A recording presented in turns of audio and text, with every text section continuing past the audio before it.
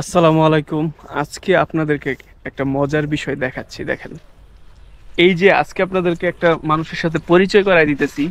এই যে লোকটা দেখতে পারতেছেন, ওনার সাথে আমার আজ থেকে 5 বছর আগে পরিচয়। 5 বছর আগে। এখন উনি কি করতেছে দেখেন, টাকা গুনতেছে। টাকা, এই টাকা কেন গুনতেছে, কারণটা কি অবশ্যই জানতে পারবেন। এখান থেকে অনেক কিছু শিক্ষার আছে ভাই, অনেক কিছু শিক্ষার আছে। আচ্ছা, এই টাকাগুলো কেন গুনতেছেন বড় ভাই? আপনি কেমন আছেন ওইটা বলেন আগে। আসসালামু আলাইকুম। আমি ভালো ওয়ালাইকুম আছি, সালাম। আপনি কেমন আছেন? জি আলহামদুলিল্লাহ ভালো আছি। অনেকদিন পর আমি কেমন বলে আছেন? নেই, আমি একটা ছোটখাটো বিজনেস করতাম, ব্যাচেলার মেস। ওইখানে থাকা খাওয়ার ব্যবস্থা করে রাখতাম আর কি। ওইখান থেকে ওনার সাথে আমার পরিচয়, উনি আমার মেসে থাকতো। তারপরে বলেন। তো আপনার মেসেজে থাকতাম, সেখানকার কিছু টাকা আপনার সাথে লেনদেন ছিল, আপনি আমার কাছে পাইতেন টাকা, সেই টাকাটাই আমি রেডি করে নিয়ে আসছি। তো আপনার সাথে যে দেখা হবে এটা কিন্তু আমি ভাবি নাই।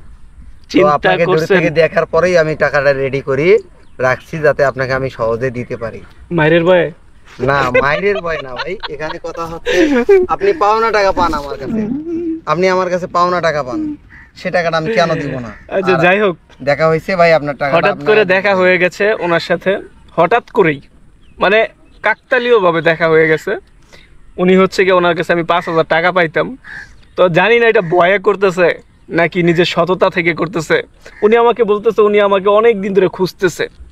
আমি সাভার থাকি, উনি এটা জানে, কিন্তু আমাকে খুঁজে পাচ্ছে না। ওনার কাছে আমার নাম্বারও নাই। ঠিক আছে, যাই হোক।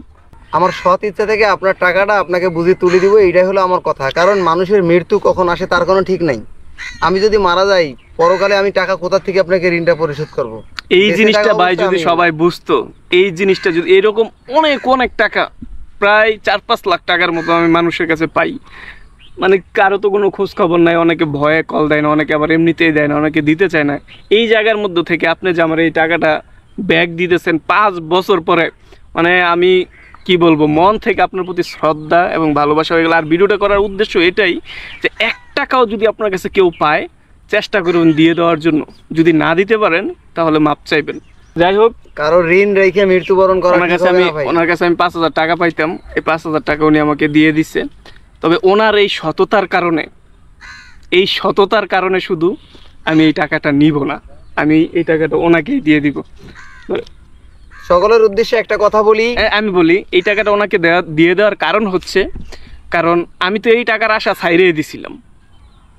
মানে পাবো কি পাবো না এই টাকার আশা ছাইড়ে দিছিলাম। তো যেহেতু উনি আমাকে নিজ থেকে আমাকে দেখেই টাকা গোনা শুরু করছে, আর ওনার কাছেও কিভাবে টাকাটা আছে, নাকি আপনি সবসময় আমার টাকা নিয়ে ঘুরতেছেন কোনটা? ভাই আপনার টাকাটা দেওয়ার জন্য বহুদিন ইচ্ছে, এই টাকাটা আমার পকেটেও অনেকদিন থেকে আমি রেডি করে রাখছি, আপনাকে দেখা হইলেই দেবো। কিন্তু আমি যখন দূরের থেকে দেখছি আপনি আসছেন, এই জন্য আমি টাকা বাইর করে হাতে নিয়ে রাখছি। আচ্ছা যাই হোক, পৃথিবীটা গুল, কখন কার সাথে দেখা হয়ে যায় বলা যায় না। যেহেতু ওনার সাথে দেখা হয়ে গেছে, উনিও কাকতালীয়ভাবে টাকাটা রেডি রাখছিল আমাকে দেওয়ার জন্য।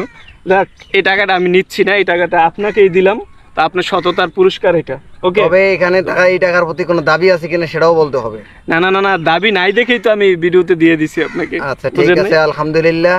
এখন কথা হচ্ছে, এই টাকা আমিও পকেটে সব নেব না, চলেন আমরা দুই ভাই কিছু খাবো আগে। হ্যাঁ, না না থাক, আমি কিছু খাবো না ভাই, থাক। আপনি নেন, না, টাকাটা দিতে আপনি দিছেন আমারে। থাক থাক থাক থাক থাক, আপনার আমি খাওয়ামো, সমস্যা নেই। এইটা আপনার কাছে রাখেন, এটা আপনার সততার পুরস্কার। আর আপনাকে আমি অবশ্যই কিছু খাওয়াবো।